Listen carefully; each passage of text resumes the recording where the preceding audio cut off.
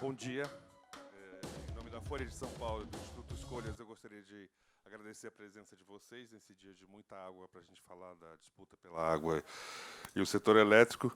A gente vai ter 2 debates, uma apresentação de um estudo muito interessante. Queria chamar a Jaqueline Ferreira, do Instituto, para apresentar os nossos palestrantes e a sequência do evento de hoje. Bom dia, espero que seja muito bom, como parece que é pelo estudo do Escolhas.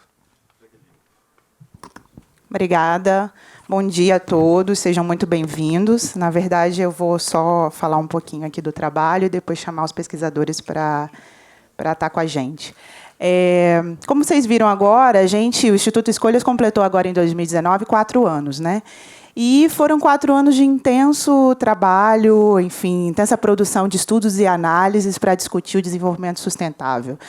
Na verdade, a gente busca em todos esses estudos O que a gente busca em todos esses estudos que a gente vem fazendo é discutir trade-offs, discutir impactos ambientais, sociais, econômicos, para viabilizar esse desenvolvimento sustentável. E nessa caminhada de 4 anos, ininterruptamente, a gente vem com essa parceria, realizando essa parceria com a Folha de São Paulo, que é fundamental para ampliar a nossa capacidade de divulgar os resultados dos nossos estudos, né? Não só para um público diverso, como também para públicos específicos, tomadores de decisão e formadores de opinião. Assim como, hoje, a gente vai estar lançando o nosso 4º estudo sobre o tema energia. E um outro parceiro fundamental é o Instituto Clima e Sociedade, que vem junto com a gente nessa tarefa de tentar pensar um setor elétrico mais sustentável. O nosso tema aqui, hoje, é o uso da água. E aí, a gente ousou questionar se o setor elétrico está ou não tratando esse tema de forma correta. A gente ousou questionar se a água não deve ser tratada como insumo pelo setor elétrico, né? E, uma vez que a gente questiona se deve ser tratada como insumo, a gente também questiona como precificar esse insumo. Afinal de contas, insumo deve ter um preço, né? É importante frisar também que a questão da água, do uso da água, não é só uma questão para o setor elétrico, obviamente. Isso não é novidade para nenhum de vocês que está aqui, enfim. É uma obviedade. Cada vez mais a gente vê a gente tem visto conflitos sobre o uso da água, conflitos em relação à escassez da água. Isso é uma constante. E todos os setores estão envolvidos nisso, especialmente o setor agrícola, que é um tema da nossa segunda mesa também, a relação com o uso da água. Assim sendo, o que a gente espera aqui com esse debate, com as apresentações dos resultados, é contribuir para a construção de soluções para a questão do uso da água. Soluções que garantam, de alguma forma, um uso mais eficaz, mais efetivo e, claro, justo, no sentido de garantir o abastecimento humano. Eu convido a todos vocês a aproveitarem a apresentação que vai estar aqui e desejo um bom debate. Em seguida, chamo o Rafael Kelma, que é um dos pesquisadores do estudo e também diretor da PSR, para fazer a apresentação. Obrigada.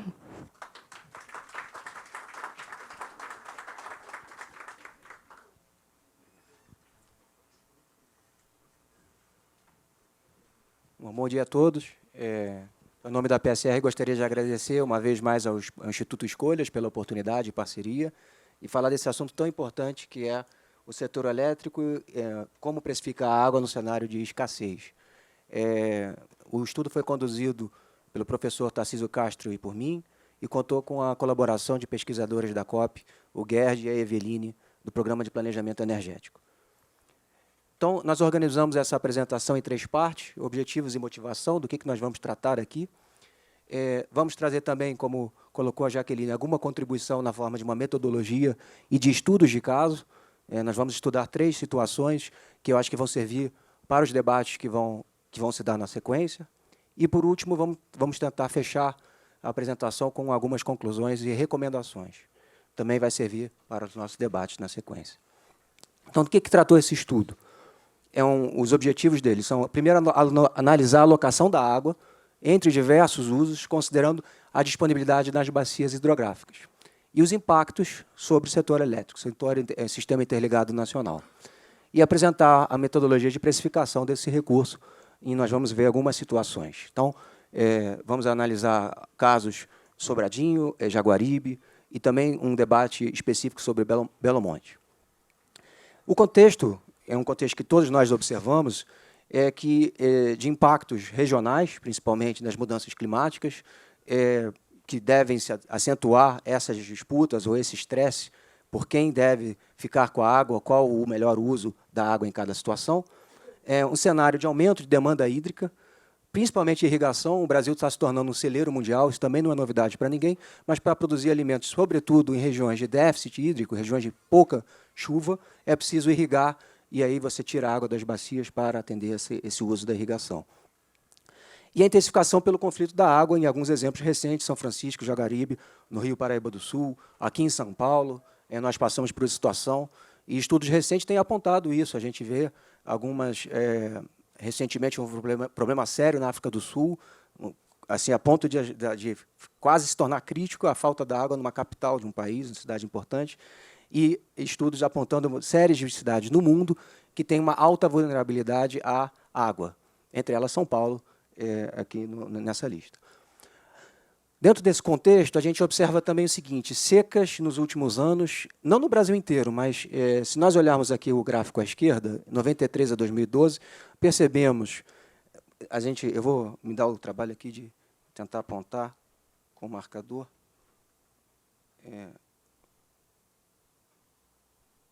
Aqui está. Esse eixo daqui é quase que um divisor, daqui para baixo.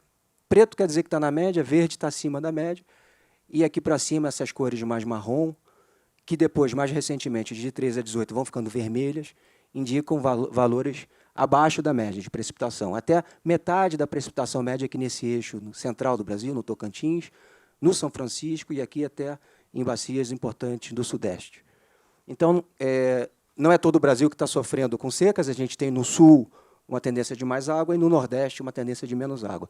Como consequência, no passado recente, de 2012 a 2014, tivemos uma redução importante do nível de armazenamento dos reservatórios, mesmo não sendo uma hidrologia tão ruim, essa do triênio 2012 e 2014, que a gente observa esse deplecionamento dos armazenamentos dos reservatórios, foi somente a 24ª. Isso é um tema que o ONS está estudando bastante, tem a ver com o uso da água e também com o coeficiente das usinas que estão sendo atualizados, tem todo um trabalho sendo desenvolvido. É uma questão que tem sido apontada como esse recurso não é infinito, a gente começa a perceber sinais de estresse. Como eu mencionei anteriormente, um dos drivers, né, para essa questão é o aumento do uso da água nas bacias. Aqui é um exemplo do São Francisco, desde 1931, é um trabalho feito pela ANA, nós observamos a demanda por água, quer dizer, retirada da água, e em azul escuro, não sei se vocês conseguem ver, é a agropecuária, é o maior usuário de água disparado, e aqui nos demais setores, inclusive da indústria, nós temos algum uso, até o uso para termoelétricas também está ali na indústria, mas se a gente olhar, por exemplo, o setor de irrigação, houve quase 600% de aumento do uso da água para irrigação, da demanda da água para irrigação, nos últimos 30 anos. Então, é o Brasil se tornando celeiro e consumindo água para que isso aconteça. E aí nós olhamos para o Nordeste, né, mais especificamente São Francisco, a bacia do São Francisco. Todos acompanhamos aqui nos últimos anos o estresse que foi ver esses reservatórios baixarem, começando confortavelmente em 2012 com 85%, chegando em 5%, e eu coloco imagens de satélites para mostrar como é que você vê o reservatório minguando, né, nesse período, chegando a 5% em 2015, o nível de armazenamento é bastante preocupante. Claro que, durante esse período, as coisas tinham que ser feitas e adaptações eram necessárias. Então, uma delas, obviamente, foi fechar a torneira, diminuir a vazão que saía do reservatório de Sobradinho para tentar segurar a água. Esse é o gráfico da esquerda, mostrando como isso foi feito. A vazão antes da crise, vamos dizer, era 1.300 metros cúbicos por segundo, a vazão mínima, a jusante de Sobradinho. E ela foi sendo continuamente reduzida, até 550 metros cúbicos por segundo, chegou-se a esse nível, com uma série de adaptações necessárias para a captação da água pelas cidades a jusante, e uma série de medidas até de acompanhamento sobre a qualidade da água, sobre os ecossistemas e tudo mais. E se não fosse isso, se não fosse essa redução, e aí é um estudo do ONS da época, o ONS mostra, olha, nós teríamos chegado no volume morto, não fossem as medidas de controle, de gestão da água para armazená-la no reservatório. Então, começou a aparecer esse tipo de situação, e esses são os motivadores, os motivos principais para a gente analisar. Como eu mencionei, vamos ver o caso de Belo Monte, São Francisco, e um caso específico de Jaguaribe, que eu acho que vão trazer, são temas diferentes, todos obviamente ligados à água, mas vão trazer situações interessantes para nós discutirmos. Primeiro, algumas coisas, questões conceituais. O preço da água é uma coisa direta. Você tem, por exemplo, agricultores, eu estive lá em Petrolina algum tempo atrás, eles pagam pela água por um valor 10 centavos o metro cúbico, é o preço da água para aquele uso, né? O custo da água, quanto é que custa aquela água para aqueles agricultores? É uma coisa bem diferente, né?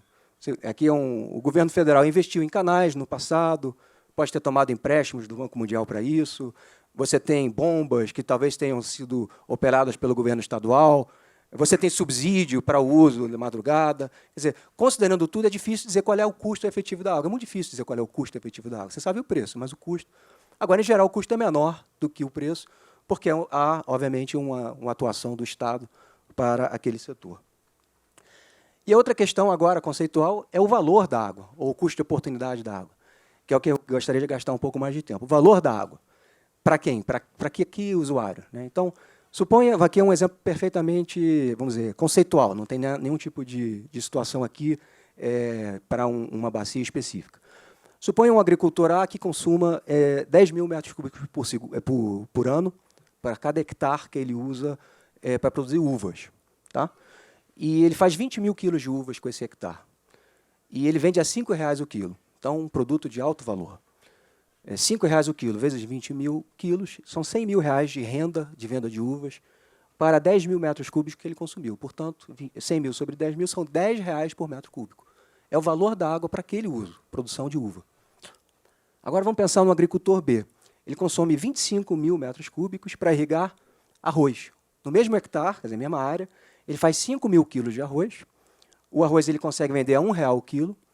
Portanto, ele tem uma renda de R$5 mil para consumir 25 mil metros cúbicos. 5 mil divididos por 25 mil dá 0,2. 20 centavos por metro cúbico. Então, o valor da água para o produtor de arroz são 20 centavos o metro cúbico. Agora, vamos para o setor elétrico. Essa água utilizada pelos agricultores A e B, ela é retirada de um reservatório que regulariza uma produção de usinas na cascata e que produzem, essas usinas, 0,7 kWh por metro cúbico. O preço do mercado de energia, que é o PLD, quem acompanha o mercado de energia é o PLD, naquele momento é 15 centavos de real por quilowatt-hora. Então, o valor da água para o setor elétrico é só multiplicar 0,15 por 0,7, é da ordem de 10 centavos por metro cúbico. Então, você conclui o seguinte, sempre que o PLD subir acima de 30 centavos, você vai ter uma situação de que, sob o ponto de vista econômico, o valor da água para o setor elétrico é menor do que o valor da água para uvas, são R$10 o metro cúbico, é muito maior o valor da água para uvas, mas ele, a partir do preço de 30 centavos por quilowatt-hora, nesse exemplo, você vai ter um valor da água para o setor elétrico superior, vai ser 21 centavos, né? 0,7 vezes 0,3, 21 centavos, é maior do que 20 centavos lá do arroz, é maior do que o do arroz. Então, sob o ponto de vista econômico, o metro cúbico, naquele momento, quando o preço da energia está alto, deveria ser, sob o ponto de vista econômico, alocado para o setor elétrico em detrimento do arroz. E o usuário do arroz ele vai ficar sem produzir e vai ficar na pior? Não, ele deveria ser compensado pela água não consumida. Eu estou falando de forma, conceitos econômicos, eu não estou falando, entrando na dimensão social, aqui não é o objetivo, aqui é só trazer os conceitos. Em alguns países, não aqui no Brasil, mas em alguns países, eu destaco a Austrália e o próprio Estados Unidos, isso acontece através de mercados. Você tem usuários que têm direitos de uso da água que podem negociar o direito de uso da água. Então, um produtor de uva ele pode comprar uma parcela de água de um produtor de arroz e pagar por essa água não consumida pelo arroz, porque ele consegue gerar mais valor com aquele metro cúbico. Esse é o conceito dos mercados de água.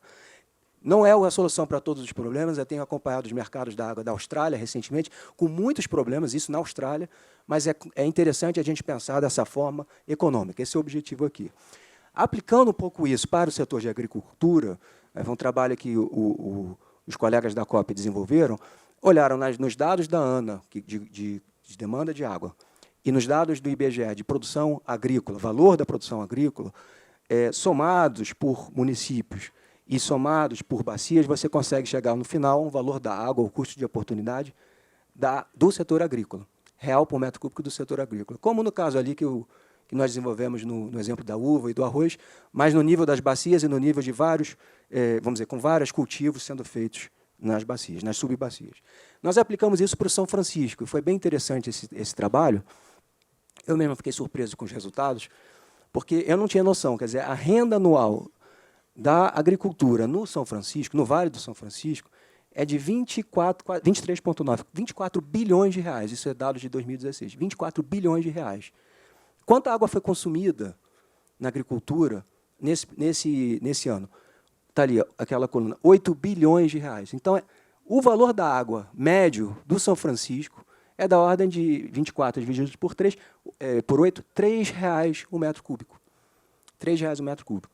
E aí vamos olhar agora o setor elétrico. O setor elétrico é a mesma lógica de anterior. Que setor elétrico? Quando o preço está barato ou quando o preço está caro? Então, o valor da água para o setor elétrico depende do momento que você está vivendo, depende do estoque, não só da água do São Francisco, que é só uma parte do sistema, mas de muitas outras bacias, porque a energia ela pode ser transferida de uma parte do país para outra, você tem que olhar o sistema como um todo através do preço, do PLD. Então, nós olhamos aqui as colunas, fizemos para 100, 200, 300, 400, e, invariavelmente, o valor da água para a agricultura, isso para mim foi bem interessante, R$ 3,00, supera o valor da água, mesmo com o preço da energia, R$ 400,00 o megawatt-hora, porque esse montante de água utilizado geraria para o setor elétrico um benefício de 2,45 bilhões, mesmo com preço alto, ou seja, cerca de 10% do valor da água da agricultura.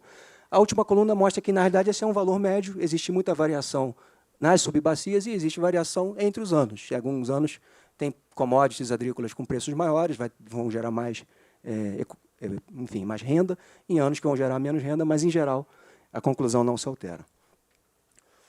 Nós estávamos olhando, então, também na dimensão da disponibilidade hídrica, por um lado, e o quanto a água está sendo demandada nas bacias, por outro, e para isso se estabeleceu, a ANA, a Agência Nacional de Águas, estabeleceu um mapa de nível de criticidade. O que quer dizer isso? Compara-se a disponibilidade hídrica com uma certa probabilidade de 95% de excedência, quer dizer, vazões baixas, que quase sempre serão superiores a esse valor, com quanta água está sendo demandada pelas outorgas naquele local. E faz-se um indicador dessa criticidade. Se nós colocarmos as usinas termoelétricas da Bacia do São Francisco em cima desse mapa de criticidade, nós percebemos que a maior parte das usinas térmicas está em áreas, ali naquela coluna de criticidade, ou críticas ou muito críticas. Algumas preocupantes, e só 2 estão em regiões de excelente disponibilidade. Inclusive, nas regiões muito críticas, está lá uma usina a gás de 226 megawatts. Então, olhando sob o ponto de vista desse usuário, que são as usinas termoelétricas, nós temos que pensar na dimensão do nível de criticidade, esse é um fator importante, e o outro fator importante é, que térmica é essa? Qual é o sistema de resfriamento que ela utiliza? Ela pode usar um sistema de resfriamento que ela capta a água de um rio e devolve para o rio, que é um sistema aberto. Então, pode, às vezes, captar muita água e devolve essa água. As perdas são até relativamente pequenas, mas capta muito e devolve. Ela demanda muita água e tem um consumo até relativamente pequeno em relação à demanda. Ou sistemas de circulação fechados, que essa captação é muito menor. Tudo considerado, nós achamos importante, e aqui é uma contribuição, e vamos ver que isso já tem um sinal da importância, que nós vamos ver o caso de Jaguaribe, de que o custo da água deve ser considerado no planejamento do setor elétrico, tanto no planejamento da expansão como da operação. Esse custo da água, de que forma? Né? Olhando esses 2 fatores. A usina térmica vai se localizar onde? Vamos ver o nível de criticidade dessa usina termoelétrica. Isso é um fator. E depois, qual é o sistema de resfriamento? Vai consumir mais ou menos água? Esses 2 fatores deveriam entrar num indicador de custo que comporia, então, um elemento adicional a ser internalizado nas termoelétricas. Então, nós fizemos um estudo anterior com escolhas, a PSR participou, haviam vários atributos. A nossa, então, sugestão seria acrescentar esse atributo, o custo da água, naquela parcela dos custos fixos e variáveis, quando for avaliar a comparação das fontes. Por quê? Porque aí você sinaliza para o desenvolvedor do projeto, aqui você está com um sistema de muito consumo de água para a sua térmica e de muita criticidade hídrica. Vai custar caro. Será que não é melhor buscar outro lugar? Ou investir num sistema de resfriamento de água que vai consumir menos água? Você internaliza e você permite que isso seja levado para o planejamento. Essa que é a ideia. Entrando, então, num caso real, Jaguaribe. Jaguaribe está no Ceará, uma bacia importante do Ceará.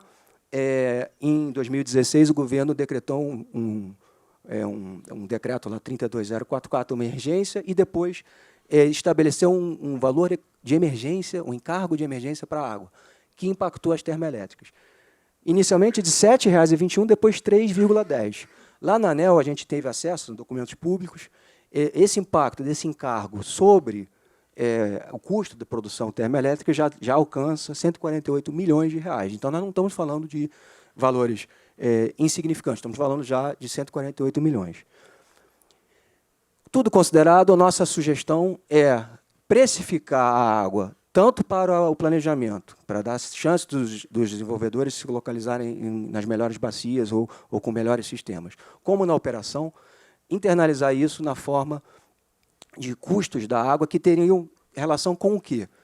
Com um nível de criticidade. Agora, entrando especificamente no caso do Ceará, por exemplo, poderíamos olhar o nível dos açudes, dos reservatórios do Ceará. Se esse nível estiver elevado, não tem muita razão de se preocupar, esse custo pode ser baixo.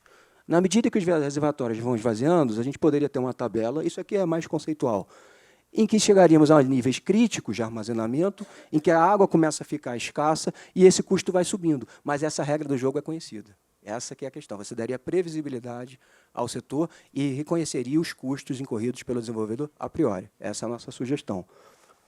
Por que eu digo isso? Porque lá no Ceará, esse encargo veio e depois ficou uma discussão, mas quem vai pagar essa conta? É o desenvolvedor ou é o consumidor? Então, melhor do que uma situação não prevista é você criar uma regra que já preveja e que já dá esse sinal para os desenvolvedores de negócio. Aplicando para o São Francisco, agora se a gente vai um pouco além, quer dizer, não só o custo da água para a térmica deve ser considerado, mas será que pode acontecer algo pior do que a água ficar cara para a térmica e a gente discutir quem vai pagar a conta? Sim. Pode faltar água para gerar energia com a térmica, porque você não consegue usar a água para respirar a térmica. É uma situação até pior, você tem que desligar a térmica por falta de água. Então, nós fizemos um exercício no São Francisco, para aquelas usinas, aquelas 13 termoelétricas, a maior parte delas é biomassa de cana, e tivemos uma a gás, e consideramos, bom, se a gente desligasse essas usinas, certamente seria numa seca, certamente o preço da energia seria alto. O que a gente está falando aqui em termos de impacto? Então, consideramos a saída das usinas, o custo variável das usinas também entrou na nossa conta. No final, por um período de saída, num ano muito crítico, chegaríamos a 100 milhões de reais por ano só no São Francisco. É só para a gente ter uma noção do que estamos falando aqui. Esse é um caso extremo, porém, não é um caso desprezível. Quer dizer, se a gente olhar o Brasil, felizmente ainda não aconteceu isso, mas se nós vamos para países com menos água, e os Estados Unidos é um exemplo, lá, está vendo o mapa ali à direita, tem muitos balõezinhos, são incidentes de usinas térmicas que tiveram que parar de produzir energia porque não tinha água, ou não tinha condições para você atender a geração térmica daquelas usinas da forma correta. Ou seja, às vezes havia água, mas estava muito quente, você não conseguia devolver a água a uma temperatura que fosse compatível com as restrições ambientais lá do ecossistema, então você, na prática, tinha que desligar a térmica por questões ambientais, e isso tem muitos casos assim nos Estados Unidos. Então, não é uma questão teórica, é uma questão que a gente teve aqui um ensaio no Ceará, ficou só vamos dizer, na questão de quem paga essa conta, mas não chegou numa situação ainda mais crítica, que é desligar. Porém, o ONS trabalhou nisso para ver, e se nós tivermos que desligar essas usinas? São 4 usinas, nesse caso do Ceará, eram 4 usinas que captavam água do Castanhão. 2 em Pecém, uma da Endesa, Fortaleza, e a Termoceará. 1.654 megawatts, isso é bastante, 30% da capacidade térmica do Nordeste nessas usinas. Se você perdesse essas usinas, o que aconteceria? Então, o NES estudou isso, fez uma série de estudos energéticos e elétricos, concluiu que o sistema seguiria funcionando, não haveria blackout ou coisas do gênero, mas haveria custos significativos, porque na saída dessas usinas, que são competitivas, você teria que usar outras usinas mais caras. Então, haveria um custo que os consumidores de energia elétrica teriam que pagar por esse custo, se ligar térmicas mais caras para compensar essas que teriam que sair por falta d'água. Então, a ANEEL estudou isso e chegou à conclusão que seriam 880 milhões de reais naquele ano. Aqui os valores são até bem maiores. Significativo o impacto. E, claro, que quem teria que pagar essa conta seria o consumidor de energia elétrica.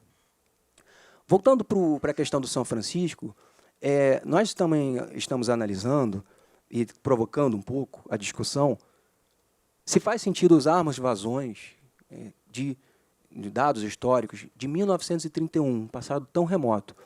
A pergunta tem um seguinte aspecto.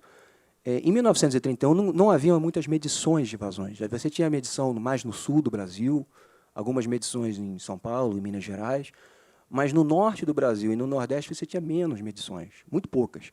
Então, a maior parte da série de vazões que são usadas para o planejamento, pela ONS, pela EPE, elas são série de vazões que foram inferidas a partir de muitos poucos dados. Então, você criou vários valores a partir de poucos valores, de fato, medidos.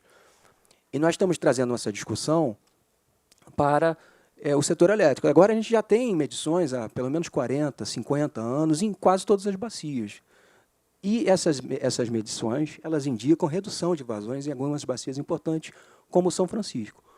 Então, o que nós fizemos nesse artigo aqui, sobre energia firme na bacia do São Francisco, eu fiz com o Gerson Kelman, qual é o impacto de você considerar energia firme por década. Isso é um conceito que não existe no setor, energia firme por década, mas é uma maneira de você medir, vamos dizer, a disponibilidade hídrica para o setor elétrico em cada década. Nós fizemos isso por década. E se a gente olha ali aquele gráfico de barras, percebe que nas últimas 3 décadas você vê uma redução significativa. O que você está fazendo é planejando para o todo, mas nos últimos 30 anos você tem bem menos. Então, tem um sinal de que talvez você deveria considerar resultados ou dados mais recentes até como prudência. Se eu estou assumindo que vai ter aquela quantidade de água que tinha em 1930, 40, 50, e ela não está acontecendo, talvez eu não esteja a favor da segurança. Então, é uma análise que nós fizemos, rodamos um modelo para calcular a energia firme por década e concluímos que está reduzindo essa energia firme por década. Se nós considerarmos, por exemplo, as vazões a partir de 1971, quando já tinham medições de fato, no Nordeste, na bacia do São Francisco, você teria uma redução de 800 megawatts médios de energia firme. Se a gente valorar isso, enfim, o custo marginal da expansão, isso é 1 bilhão por ano. E se nós quisermos ser ainda mais, esse seria um caso extremo, obviamente, e analisarmos, não, olha, isso é uma nova situação do Nordeste. A gente tem agora uma situação de mudança climática e a nova situação é o que aconteceu nos últimos 10 anos. E se essa for uma nova realidade, nós teríamos, então, um impacto ainda maior de 1.900 megawatts médios de redução ou 2,5 bilhões por ano. Quer dizer, bastante coisa. Outro caso que eu queria discutir, vamos agora para Belo Monte. É uma situação que, para quem não conhece os detalhes, eu vou tentar explicar aqui. Belo Monte é uma usina no rio Xingu. Foi feito um reservatório, uma barragem aqui. Essa barragem, num local chamado Sítio Pimental, ela desvia a água por aqui, por canais, e a energia, a casa de força, as turbinas estão aqui, nesse ponto. O rio aqui, se você fizer essa volta, tem mais de 100 quilômetros. Então, foi feito um atalho aqui no rio, a água é desviada do rio Xingu para a produção de energia elétrica, mas você não pode, obviamente, secar o rio nesse trecho todo, de mais de 100 quilômetros. Então, existe aqui uma hidrógrafa, um hidrograma ambiental, quer dizer, uma vazão ecológica, vamos colocar assim, vazão ecológica. Esse hidrograma ambiental tem lá uma regra de aplicação, tem 2 hidrogramas, na realidade, um A e um B, e a lógica desse hidrograma ambiental é de ter uma vazão maior em abril, que é quando tem mais água, para tentar manter vamos dizer, os ecossistemas aquáticos aqui nesse trecho, e também os usos da água, você tem navegação, você tem aldeias indígenas, tem uma série de questões aqui locais importantes. Então, qual é a questão? Isso é o contexto atual já, esse é o que está valendo. O Ministério Público de Altamira ele está preocupado com essa vazão ambiental que foi estipulada na licença de operação. A usina já está construída, já está usando essas 2 curvas, mas o Ministério Público de Altamira está preocupado de que esse hidrograma ambiental não é suficiente e fez uma recomendação lá de que essa vazão ambiental precisa ser revista.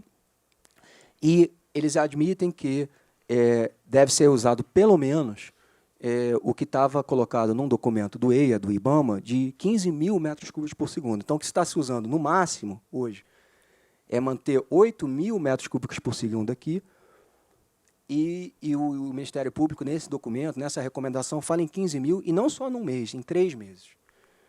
Então, nós avaliamos o impacto do que significaria essa medida, e eu acho que o Ministério Público tem preocupações muito legítimas dessa água para os usos, para as comunidades locais e para os ecossistemas, mas, aqui eu não sou biólogo, eu não sei avaliar quanto que é necessário, de fato, para manter esses ecossistemas, mas eu sei avaliar os impactos disso para o setor elétrico, que são facilmente avaliados com modelos de simulação. Foi o que nós fizemos aqui, e até acho que para uma contribuição para o debate, nós trouxemos isso. Bom, se nós sairmos desse hidrograma maior, de 8 mil metros cúbicos por segundo, e vamos subindo a vazão ecológica até, por exemplo, 15 mil, até 16 mil, nós sabemos medir, primeiro, a perda de energia firme, que teria que ser, vamos dizer, encontrada uma alternativa para Belo Monte, você teria que construir novas usinas para garantir a mesma energia.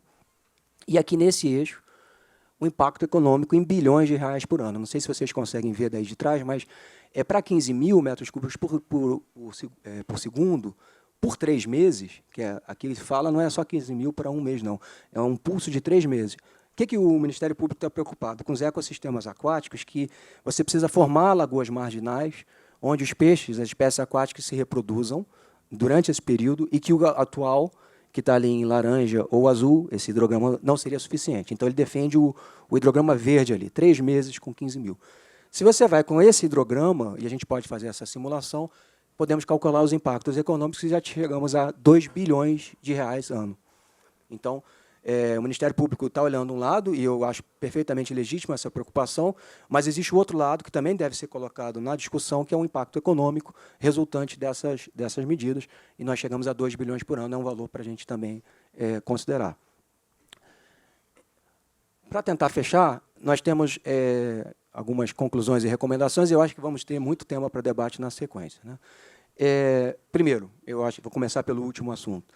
Perfeitamente legítima essa preocupação do Ministério Público Federal com o impacto ambiental e social de Belo Monte, porém, ele também deve considerar o interesse difuso da sociedade, contrário a qualquer medida que aumente a tarifa. E essa seria uma medida, como nós colocamos, de aumento de pelo menos 2 bilhões por ano naquela situação do hidrograma.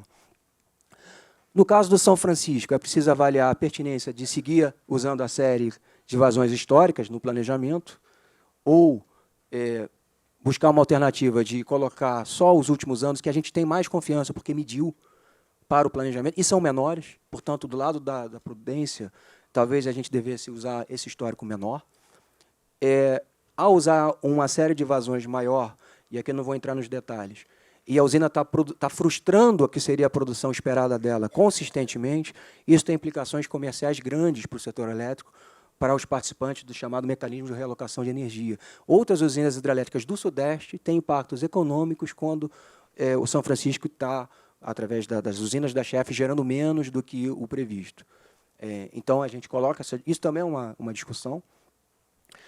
Contribuição aqui que nós fazemos nesse estudo com escolhas é que o custo variável das térmicas deva incluir um componente que depende do sistema de resfriamento, por um lado, e da criticidade hídrica do outro. E aí, com esses dois componentes, você teria uma metodologia para valorar. Esse exemplo a gente aplicou aqui no caso do Ceará. Isso poderia ser levado em conta pelos desenvolvedores de negócios. No caso da irrigação, que tem crescido muito, e talvez as mudanças climáticas possam ainda tornar ainda mais crítica essa situação, porque se chove menos, é aí que tem mais retirada de água para a irrigação, e se chove menos, é aí que tem menos produção de hidrelétrica. Então, os conflitos começam a ficar mais aparentes. É preciso, então, fundamentar uma gestão efetiva sobre retiradas de água e incorporação de valores atualizados no planejamento da operação e expansão elétrica, o que envolve ainda um trabalho de reconstituição das vazões naturais. Quer dizer, é um trabalho aqui importante do ONS, com a ANA, com a EPE, para voltar a avaliar as vazões do Rio São Francisco e reconstituir face às novas informações, tanto de retirada como o próprio trabalho do ONS de de atualização dos parâmetros das usinas. Isso daí, como é que a energia, qual é a água consumida para a produção de energia. Isso tem uma implicação importante no balanço hídrico e na reconstituição das vazões naturais. É um importante aspecto. Outro trabalho que também deve relacionado a esse, que a ANA vem desenvolvendo muito importante, é avaliar, tem muitos açudes lá no Nordeste, que não haviam antes. Então, a evaporação desses açudes, parece que agora se levantou-se essa área, os açudes somam algo comparável a um Sobradinho. Quer dizer, quase Sobradinho é a maior usina de um reservatório do Brasil, 4.000 quilômetros quadrados. São 2.800 quilômetros quadrados de açudes. E essa evaporação dos açudes, por exemplo, não é considerada ainda no balanço hídrico do setor. Quer dizer, tem trabalho a ser feito na coordenação do setor elétrico com o setor de águas, que é muito importante. E é o que eu coloco aqui. O Sistema Nacional de Gerenciamento de Recursos Hídricos, que está previsto na Constituição Federal, ele deve funcionar, é importantíssimo que funcione, com articulação entre ANA e governos estaduais, porque a ANA dá aos outorgas dos rios federais, mas os governos estaduais dão às outorgas dos rios estaduais e eles precisam se comunicar, para você ter uma noção do todo. Isso depende de um sistema de gerenciamento de recursos hídricos efetivo. É fundamental. E articulação, integração com os órgãos interessados, como ANEEL, ANS e EPE, no setor elétrico. E a ocorrência de conflitos em situações de escassez vai ser mais frequente, na medida que você tem esses drivers, né, de maior consumo, em alguns casos de menos chuva, e vai exigir instrumentos cada vez maiores e mais modernos de gestão de recursos hídricos. Não sei se eu estou no meu tempo, mas essa era a apresentação que eu tinha que trazer. Muito obrigado.